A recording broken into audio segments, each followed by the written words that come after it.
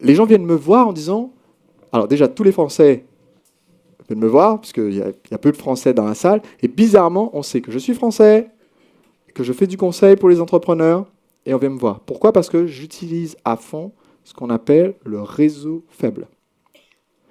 Et je vais vous donner ici un conseil qui vient de mon séminaire Entrepreneur Libre, parce qu'il y a 3 types de relations que vous pouvez avoir et qui peuvent vous aider à développer votre activité. Le premier type de relation, supposons que vous rencontrez quelqu'un et qu'à la fin de cette discussion, on vous signe un chèque. C'est le type de relation qui a le plus d'effets instantanés en discutant. Vous discutez avec quelqu'un dans la rue et à la fin, cette personne vous signe un chèque. Pourquoi? Parce que cette personne-là était pile poil dans votre avatar.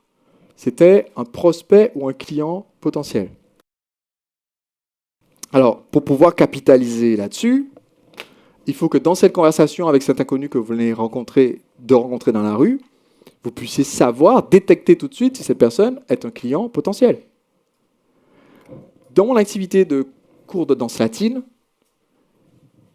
je peux voir si quelqu'un est un peu dans la démographie de mes cours de salsa parce que j'avais en général 2 publics. J'avais des gens assez jeunes, on va dire entre 20 et 30 ans, jeunes travailleurs et qui viennent pour se divertir. Et j'avais aussi des personnes qui étaient plus en fin de carrière ou en retraite, mais qui étaient plein de vie et d'énergie et qui ont envie de tout tester et donc qui auraient forcément envie de tester la salsa. Donc je peux voir que quelqu'un correspond un peu à la tranche démographique à laquelle je m'adresse, mais je ne saurais pas précisément si cette personne veut des cours de salsa. Donc, c'est dans la conversation que je vais pouvoir en savoir un petit peu plus. Avec l'activité de cours de séduction, c'est plus facile parce que ça se voit un peu dans la façon de se tenir, la façon de parler, la façon de se présenter, la façon de s'habiller, etc. J'ai une image mentale quand je décris mon prospect qui fait que c'est assez facile pour moi de savoir au bout de quelques minutes, tiens, toi, tu es mon prospect. Mais pour vous, ça veut dire que pour beaucoup d'entre vous, vous avez besoin de poser quelques questions innocentes qui amènent à savoir si cette personne correspond à votre avatar. Si moi je demande quels sont tes grands projets du moment et que quelqu'un me répond, j'ai eu cette réponse une fois d'une femme dans un bar, moi rien. Rien. En ce moment je suis en année sabbatique et je ne sais pas si je vais reprendre quelque chose après parce que je fais rien et là ça me plaît bien. Est-ce que cette personne est prospect pour formation marketing d'élite pour les entrepreneurs ambitieux? Donc c'est une petite question innocente qui me donne la réponse tout de suite. Deuxième type de relation, quelqu'un que vous pouvez rencontrer, eh bien, là on est moins sur du court terme, parce que le client, si vous êtes bon, est capable de vous acheter quelque chose tout de suite. Je rencontre des gens dans la rue régulièrement qui me disent « Sébastien, j'ai vu tes vidéos YouTube, c'est vraiment génial ». Eh bien, cette personne-là, elle repart quelques minutes plus tard en m'ayant donné 10 € pour avoir un livre du chemin vers le sommet et en m'ayant donné ses coordonnées pour qu'on la recontacte pour venir à mon séminaire. Donc, je me trimballe toujours avec des livres, le chemin vers le sommet.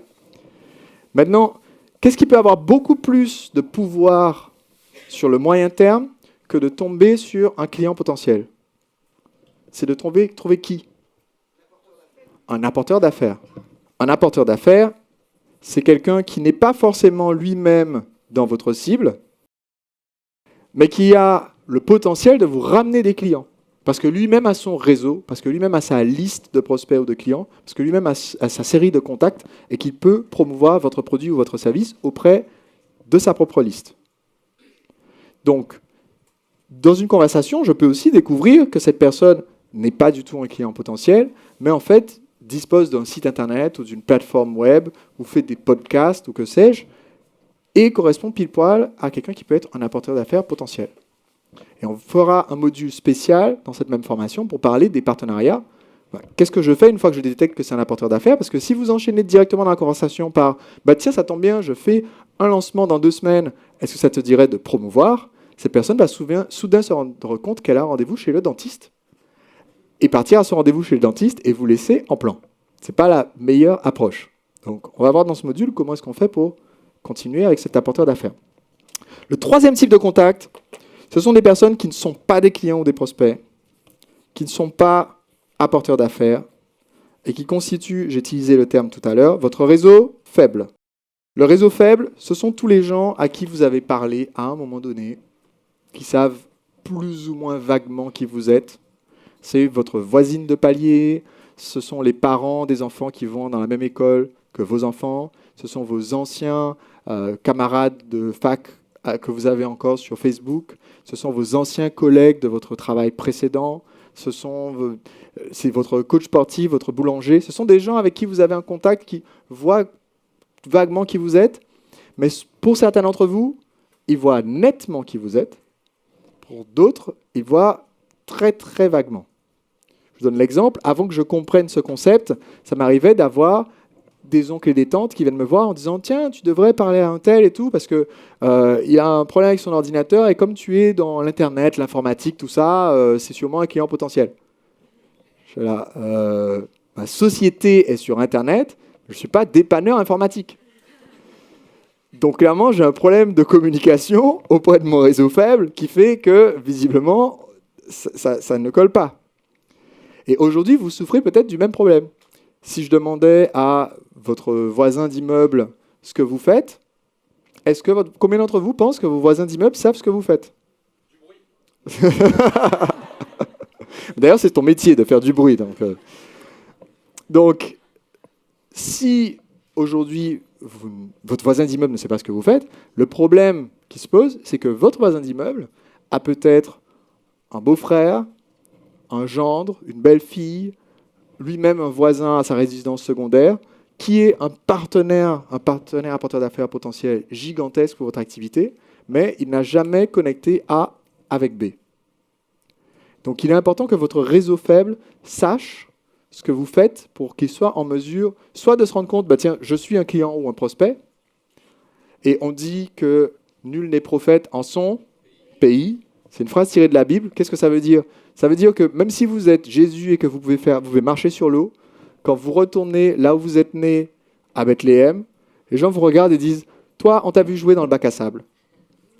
Donc, c'est pas la peine d'essayer de nous faire croire que tu fais des trucs et tout. Oui, d'accord, tu sais changer l'eau en vin, mais moi, mon problème est différent. » Donc, aujourd'hui, c'est tout à fait possible que dans votre entourage proche, malgré le fait que vous êtes vu par vos prospects qui sont sur votre liste comme un demi-dieu qui peut faire des miracles, quand vous communiquez avec votre entourage proche, ils n'ont peut-être pas cette perception, parce qu'ils vous connaissent de tout temps et qu'ils vous ont vu jouer dans le bac à sable. Et donc, cette petite dimension de communication de votre expertise est essentielle, sinon ils ne vous mettront pas en contact avec les gens qu'ils ont à proximité. Donc le but de cet exercice qu'on va voir dans ce module, c'est d'utiliser efficacement votre réseau faible pour y repérer les clients et prospects potentiels, pour y repérer les influenceurs et pour leur permettre de vous connecter avec d'autres clients potentiels et d'autres influenceurs. Combien d'entre vous se souviennent de la différence entre suspect et prospect? Oui, suspect, il débarque, c'est un être humain et ses seules caractéristiques intéressantes pour votre marketing, c'est qu'il a un pouls et une température de plus de 30 degrés corporels. D'accord? Donc au moins c'est quelqu'un de vivant. Un prospect, non seulement il est vivant, mais en plus il correspond à notre avatar de client potentiel. Donc ça veut dire que si je veux utiliser mon réseau faible, il va falloir premièrement que je recense quel est mon réseau faible. Deuxièmement, que j'ai un moyen très simple de différencier qui sont des suspects et qui sont des prospects. Pour ça, je dois savoir à quoi ressemble mon prospect, évidemment. Et troisièmement, que je leur donne un appel à l'action tout simple et que cet appel à l'action me permette de récupérer tous mes prospects et de dire aux autres, écoutez, vous n'avez rien à voir, mais si vous connaissez des gens qui ont quelque chose à voir, amenez-les-moi, je peux les aider. Donc, voici ce qu'on va faire. J'explique la méthode très simplement et ensuite je vais rentrer un petit peu plus dans le détail. La méthode est très simple.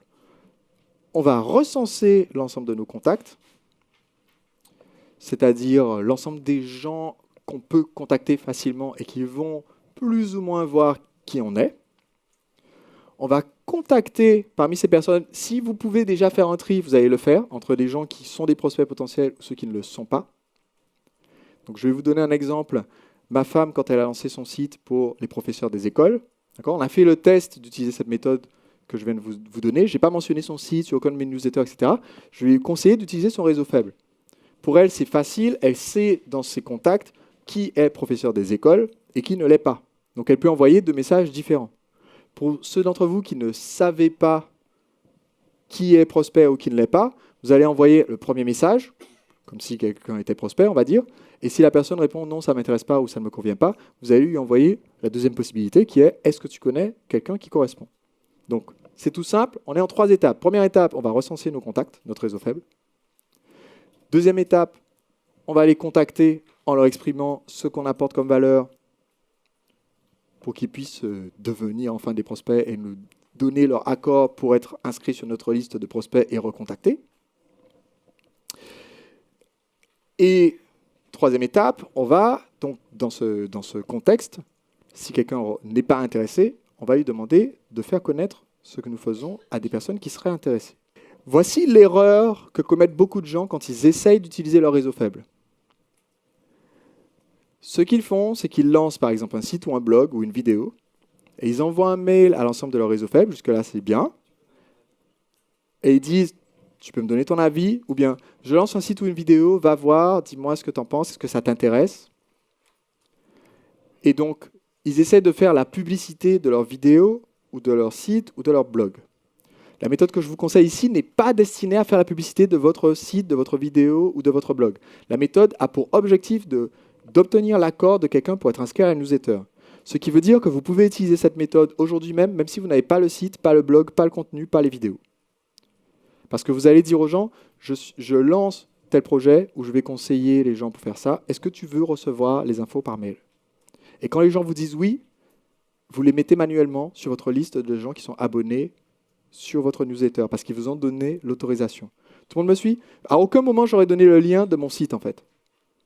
Parce que ça ne m'intéresse pas qu'ils aillent visiter le site, je veux juste qu'ils soient abonnés à ma liste. Et c'est ce qui fait que, quand Cécile a lancé son site pour les professeurs des écoles, eh bien, le taux de conversion était pas mal, puisque avec très exactement 0 visiteur, elle a eu 40 abonnés. D'accord?